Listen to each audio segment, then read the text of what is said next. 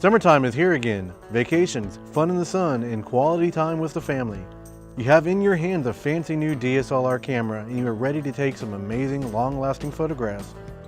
Stafford Magazine sat down with HCC Southwest photography professor Jim Livesey to learn all about the proper way to utilize your DSLR camera to get the best shots possible and to finally take it off automatic mode.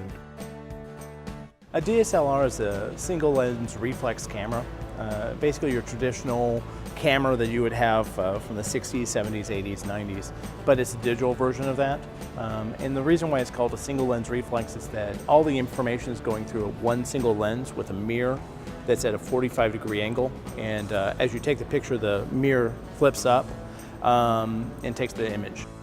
Anytime that you're shooting, there's a point in space that's actually a physical distance between where your sensor of your camera is and the object that you have in focus.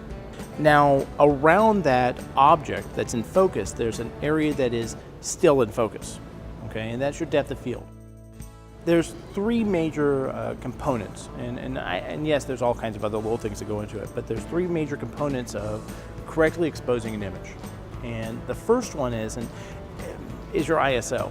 And what ISO is that it's setting up the sensitivity of your sensor. If this was film, it'd be saying how sensitive the film is, but because we're digital, it's how sensitive the sensor is. And every sensor has kind of a native realm that it wants to be sensitive at. As you go higher on that, you take the amount of light that's coming in and you amplify it.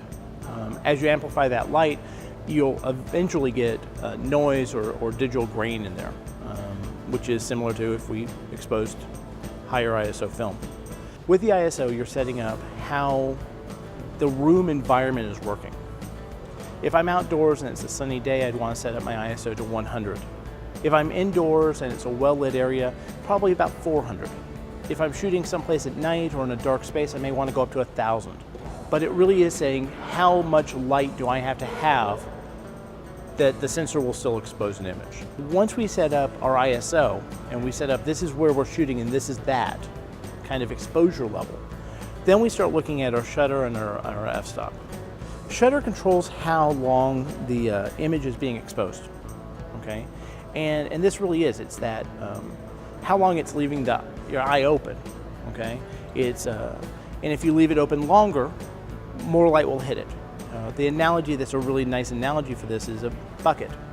If I go out in the rain and I put a bucket out there for 30 seconds, I'm going to get more water in my bucket than I am if I'm going to put it out for a second. Think of that same ratio there, that if I leave my shutter open for 1/30th of a second, I'll get more light than if I'm using it for 1/1000th of a second. And so what this also does is not just control how much water gets in my bucket, but what happens to it. If something's is moving very fast and during that 1/30th of a second, it moves in the frame, it's capturing that entire movement, which means it's going to streak and it's going to blur. If I end up going to 1/1000th, I don't have the shutter open long enough to see that movement, and so things are crisper. F-stop ends up being our predominant tool for really controlling our image, in that it's controlling how big of a hole we're shooting through. And going back to that bucket analogy, if I have a bucket and it has a lid on it and I cut a little bitty hole, not a lot of rain's going to get into that bucket. But if I make a big hole, I'm going to get a lot of rain in. And so the bigger my f-stop is, and it's a kind of an inverse thing because it's a ratio, so it's 1 over that number. So an f-stop of 2 means that half the light is coming through. Whereas an f-stop of 11 means 1/11th of the light is coming through. So the higher the f-stop, the less light that's coming into the sensor. I think this is a golden age for photography. Well, you're now to the point where you can go out and buy a really, really good camera that does everything you need to do for a reasonable amount of money. And you don't have to spend money on papers and chemicals and film, and you can go out and shoot and shoot and shoot. And so it's cost effective, and it's easy to get immediate results, and it's easy to see what you need to change. And so it just really is, this is a great time to be learning photography.